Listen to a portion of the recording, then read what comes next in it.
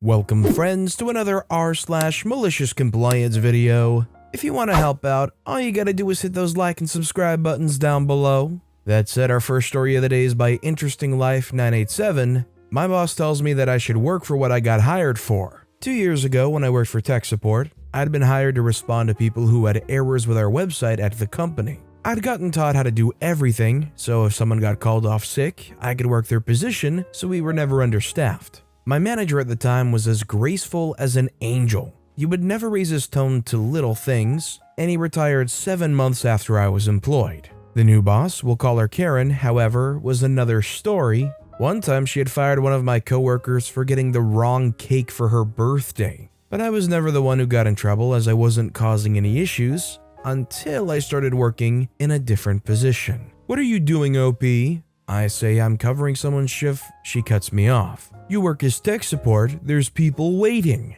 I say yes, but the shift I'm covering is more important than tech support.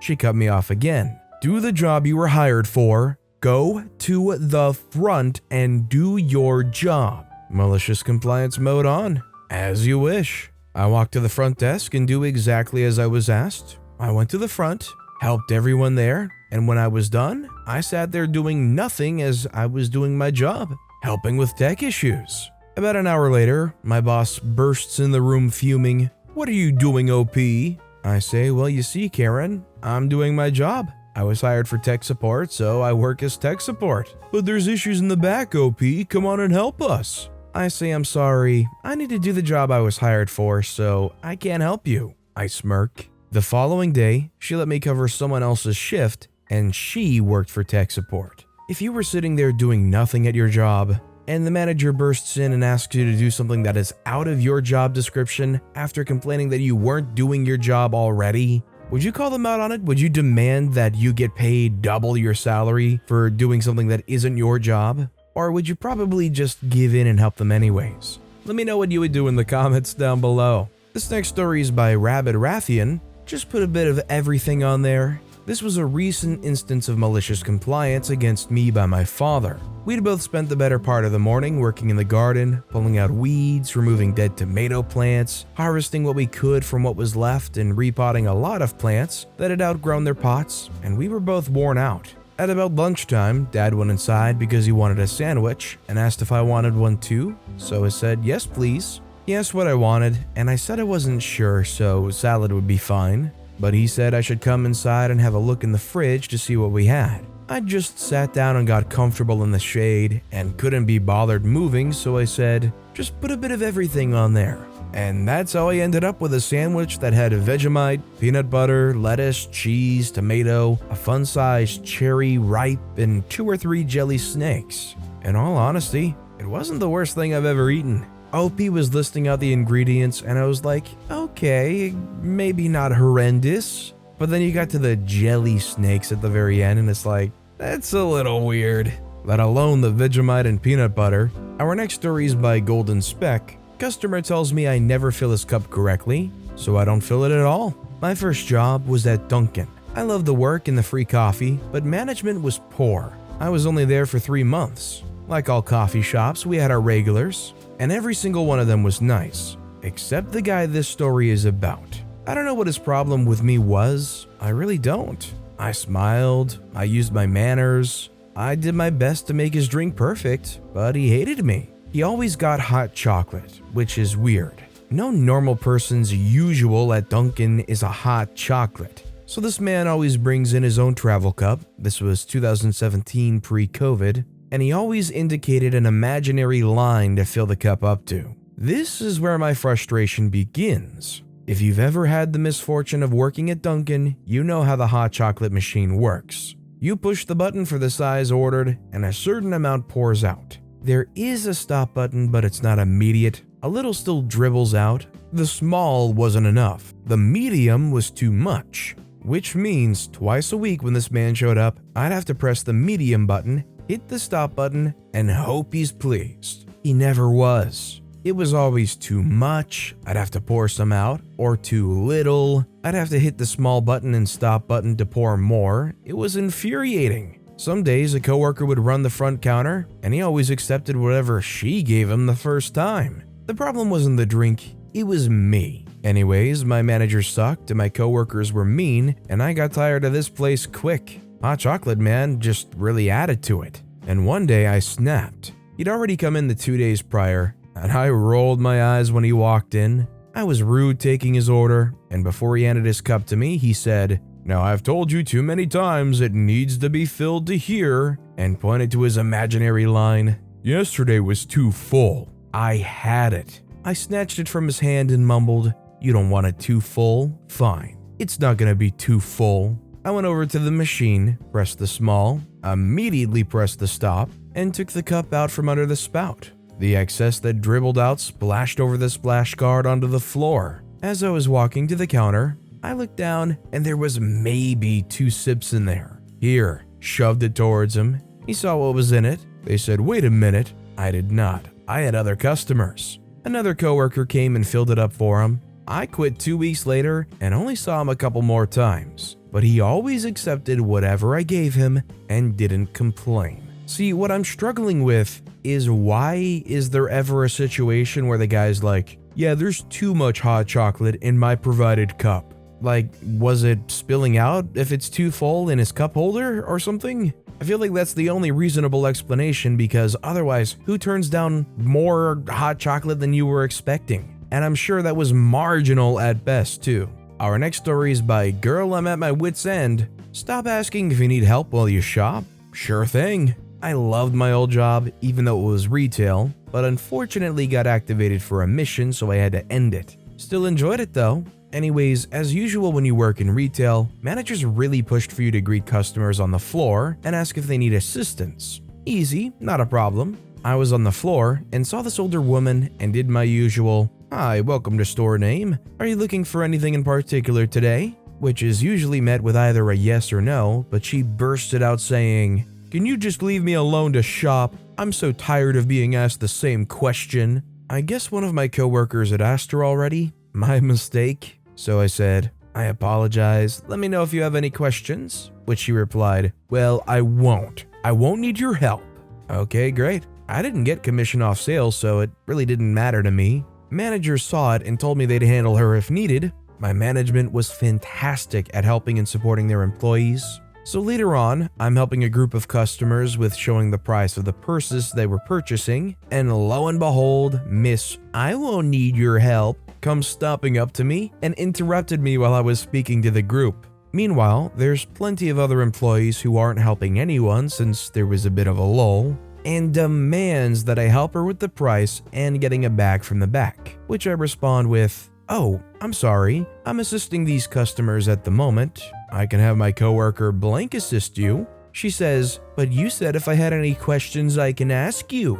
I say, "I understand. I can definitely assist you once I'm finished." She ended up getting assistance from someone else and purchased her purse and left. Thank goodness I wasn't assigned to a register that day, cause with my luck, I probably would have been the one checking her out. While I only worked there for a few months, the amount of customers I've had like that were astonishing. Fortunately, and also unfortunately for me, I was usually one of the only people that could handle them, and was always asked if I could help them when they gave my other coworkers stress. I'd still go back to that job though. Considering OP kept talking about purchasing purses, I'm kind of wondering if this was like a high-level brand type store. Somewhere where there's going to be some pretty entitled, rich, out-of-touch people strolling through here. Or just could be an average store. Honestly, there's people like this everywhere. This next story is by Serenity B. The mills of the Department of Labor grind slow but sure. It was a company of around 50 employees, a small office staff, and many field technicians that worked across one U.S. state. The owner, in his infinite wisdom, decided that most of the office staff should be salaried since they were heads of their own departments. Of one. The biggest problem was that you got paid hourly below 40 hours and salaried exempt over 40. Office staff worked 8 to 5 with a 1-hour unpaid lunch and 2 breaks of 10 minutes each. For the first year or so, everything was fine. The office staff worked 40 hours, with one of my coworkers coming in 15 minutes early to unlock and leaving 15 early while I locked up. Then came the day of one of those meetings. You know, the ones where everyone except the boss leave as a disgruntled employee. Since you're all salaried and have fancy manager and director titles, more is expected of you than from the hourly employees. You all need to clock in at 7:45 and out at 5:15. Everyone grumbled but obeyed for the next few pay periods, long enough for the owner to forget and move on. A month later, everyone had went back to the old routine. Everyone, but me, that is. I had some information from a former coworker. It seemed a cabal of disgruntled ex-employees had decided to go to the Department of Labor to lodge complaints about the many illegal activities the company engaged in. Most notable being that everyone was docked 1 hour for lunch, regardless of whether they took it or not. So I sat on that order to work 30 minutes extra a day, 5 days a week, 52 weeks a year, and I complied for roughly 2 years until out of nowhere another meeting was called. The boss was angsty and shorter than usual, trying to play it cool and fooling no one. We work 8 to 5 and everyone must take their 1 hour lunch breaks. Work-life balance is important and everyone must only work 40 hours a week max. This applies to myself and all of you. We're in this together and 40 hours is enough to get everything done. After the meeting, only one of my coworkers asked me why I looked like the cat that swallowed the canary. In spite of my efforts to resist the urge to laugh while rubbing my hands together, the boss was pretty oblivious, but that would have definitely got some kind of suspicion. I worked there for about a year longer before my tolerance for the owner's abuse finally ran out. A few months after I left, I got a check in the mail for 3-ish months' pay and a letter protesting that it was under duress and they did nothing wrong and the government was being heavy-handed, etc. I don't know what all he pulled, but he was the kind of person that was stubborn enough to be held in contempt of court for failing to pay a disgruntled ex-employee's commission check after being ordered by a judge to do so. All I know is if you're going to go to the lengths of doing this, you better be sure to cover your butt and have all your records lined up straight for the moment it does go down. And our final story of the day is by Med School Life Sucks. Do your presentation for you? Okay. This happened yesterday and I can't stop laughing about it still. I'm doing a rotation and the resident came up to me asking for a favor and I said sure. He was super busy and wanted me to put together a presentation for him that he has to give tomorrow, so I said yeah, why not? I can squeeze some time today and put it together. He's super thankful and says we'll catch up in a few. This dude comes up and has nothing, like no research, no notes, absolutely nothing, and wants me to do his work for him, summarize it, and put it together. Not only that, but he wants it by no later than 9 p.m. today, with a sly, keep this between us look. I was so caught off guard and was so close to telling him to go freak himself, but then a wonderful idea crossed my mind.